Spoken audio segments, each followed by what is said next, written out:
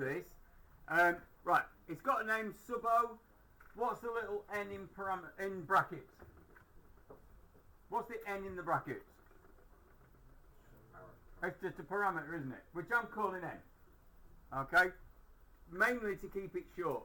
Unfortunately, the exam board might use really big names. I don't know why they do that, but they do sometimes.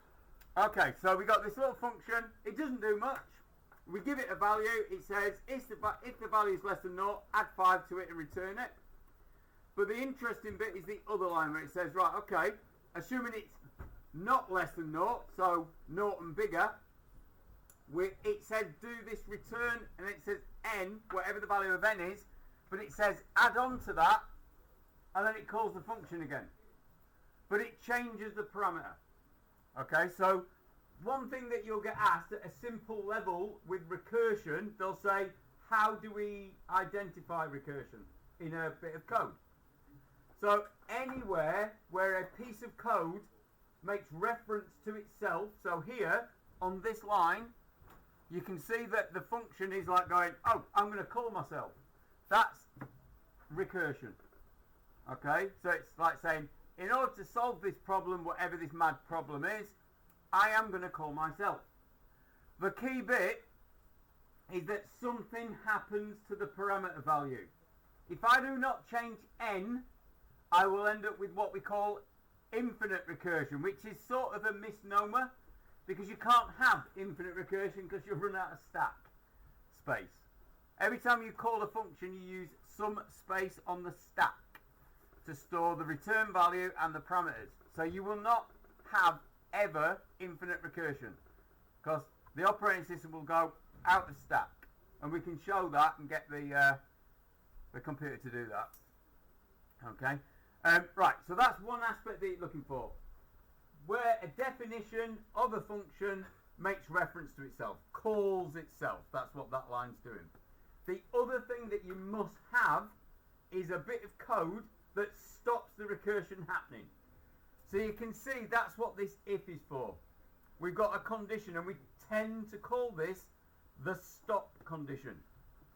So when this becomes true, we just fall out of the function. So we return a value in this case. So we don't actually recurse again. So there has to be something to stop the recursion. Otherwise you will get infinite recursion again, which we know is not infinite because it will eventually run out of stack. Okay? So they'll always ask you to do that. To what line does recursion happen? So you can say wherever it calls itself, where does the recursion stop? The thing that makes the function end. Okay? General. Sometimes it might be you just fall out of the function, there's no return. So don't do anything once we got to the stop condition. Right, the other thing you'll ask to do is trace it. So we can't do what we would do normally. When we want to trace an algorithm, we normally just write down what all the variables are and just work through it. But that doesn't work with recursion because we're repeatedly running the same code with different values for the parameters. So we have to do it in a slightly long-winded way, and I'm going to show you how to do it. The exact way that you write this is going to be down to you, but bear in mind, when you do the trace of a recursive function, the trace gets wider than it does tall. Alright? Right, so I'm going to run or attempt to trace this with a value of, I'm going to put 13 as my value. So I'm going to start this off, let me pick a pen, and I'm going to put subo, and then I'm going to put 13. Right, what I'm not going to do is write it like that. I'm going to, every time I start the function, I'm going to explicitly say what the value of the parameter is. So I'm writing it in that notation. So I'm saying, right, call subo n equals 13. I will need to be able to refer to the current version of n. Okay? Just move the camera down a bit. Right. I'm then going to look at my code. And I'm just going to trace it with my finger, or I'm going to use this little pointer to be my finger. Doesn't look like a finger. But I'm going to say, right, okay, is n less than 0? No. So I'm going to do the else part. Everyone happy with that, yeah? Yeah. Right, now what I'm going to do is I'm going to work down, I'm going to draw a little line to show I'm in the function, and then I'm going to say, right, well, I'm going to do that return line, the recursive line. So I'm actually going to write that line out.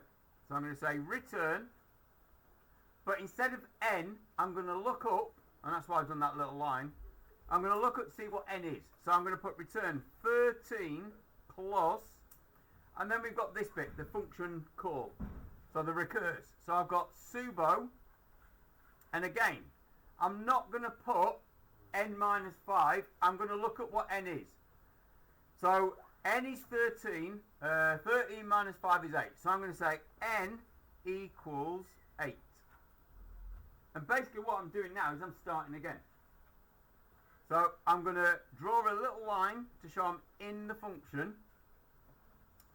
And I'm going to say, right, okay, let's execute the statements in the function then. So I've got if n is less than 0. Well, no, I haven't got that. So I'm moving down to the else part. So the else part said return n. Right, what was n? Oh, if I just look up, the current version of n is 8. So plus, and then we're going to recurse again. So we're going to put subo. Right, and again, we're going to work out this expression. It said n minus 5. So the current version of n is 8. 8 minus 5 is 3. So, whoops. So I'm going to write n equals 3. So it's not a complicated bit of code, but can you see how it's dragging itself across? Yep. One thing you could do, instead of writing the word return, you could just put rec to just shorten it, because you're just tracing it. They're not bothered about what you write. They will be interested to know that you've sent the right values each time. Right, I'm going to put my little marker. Right, this time, n is less than 0. No. So we're going to do the else part again. So I'm going to write, so this time I'll put rec. I'll just put rec, because I want to know for me. Return n. N in this function call is 3. And we're going to add to that subo, whatever the result of that function call is going to be, n minus 5, so that's 3 minus 5 is minus 2.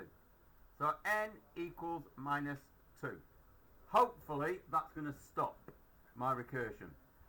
Okay, so I'm going to do my little line to show that I'm in the function. That's just for my benefit. Right, so I say if n is less than 0. Now, n is less than 0. So I'm going to do that first return. So I'm going to do this line. So I'm going to write ret again. So I'm going to write ret. What am I going to return? Well, it says n plus 5. So minus 2 plus 5 is 3. So I'm going to return 3. Now, this is the crucial bit. We need that return value so that we can complete this calculation. So we're saying 3 plus whatever got returned. So I'm going to do this. I'm going to do an arrow, and I'm going to write on that arrow a 3.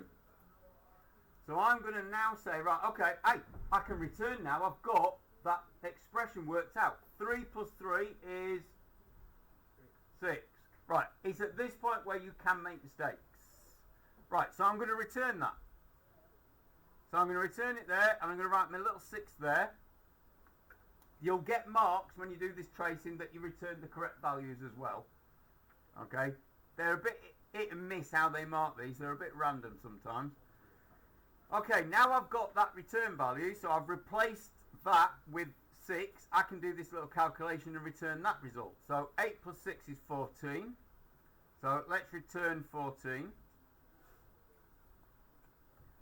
Okay, now I've got that return value, I can complete this calculation. So can you see that when we call a function and we do a return, what we're doing is we're replacing the function call with a value that got returned.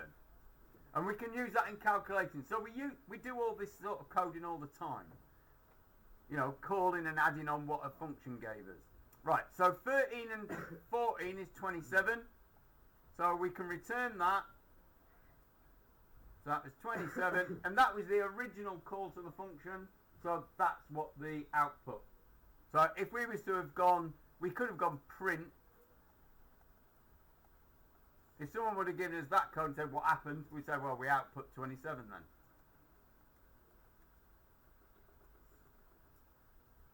But the key bit is trying to organize this so it's neat, so that you can always see what the current value of the parameter is. These are just what we call stack frames. Okay? This is the call stack structure that we're actually going through. Right, I'll just stop the recording there.